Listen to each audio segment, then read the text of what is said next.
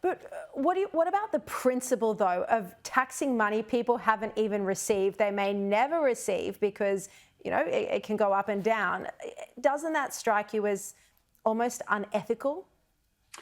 Look, I think the principle maybe not, but the practice is, as you allude to, it's about what economists or financial people would call liquidity. That is that you've got this asset that's gone up in value, but you don't want to have to sell that asset in order to pay the tax on it. So where do you get money, liquidity from? You have to sell something else or have money in the bank to pay the tax. And of course, if the asset goes down in value again, you get a tax credit. So the principle's okay, but in practice, it doesn't work very well, particularly for those sorts of assets that we're hearing about, like farms and houses and so forth. And for people who otherwise have pretty modest means, I mean, $3 million of life savings, particularly given the inflation of the last 5 years, isn't what it used to be. So we're talking about people that don't have a lot of spare cash flow.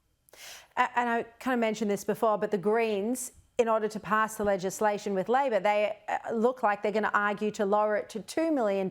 So again, and because there's no way the coalition would support these laws. So this is the sort of really bad policy situation you can end up getting in, because $2 million, I mean, if it's a property, well, that captures, a lot of people's investment properties, doesn't it?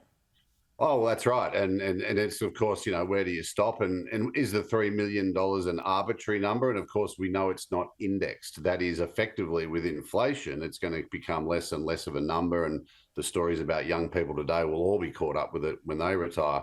And I think what really is the concern out in the broader community is that once this is in place, do they go beyond the super sort of nest egg? Do they start looking at this as a general way of taxing people all through their stages of life and homes and all this sort of stuff? And of course, they're not going to say they are, but that's the sort of logical implication that some people are drawing. And of course, that in principle, I think is wrong. Yeah, indeed.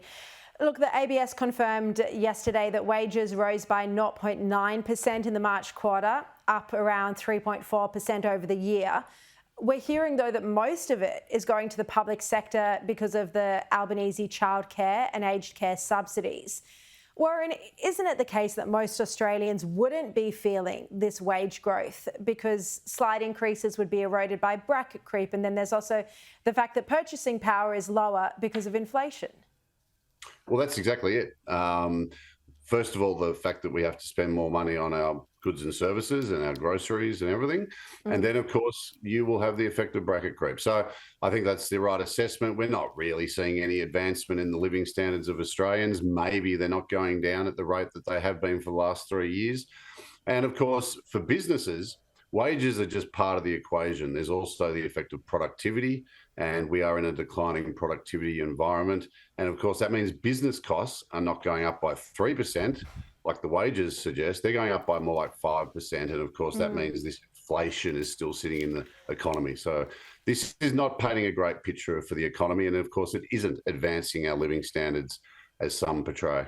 All right, Warren Hogan, appreciate your insights as always.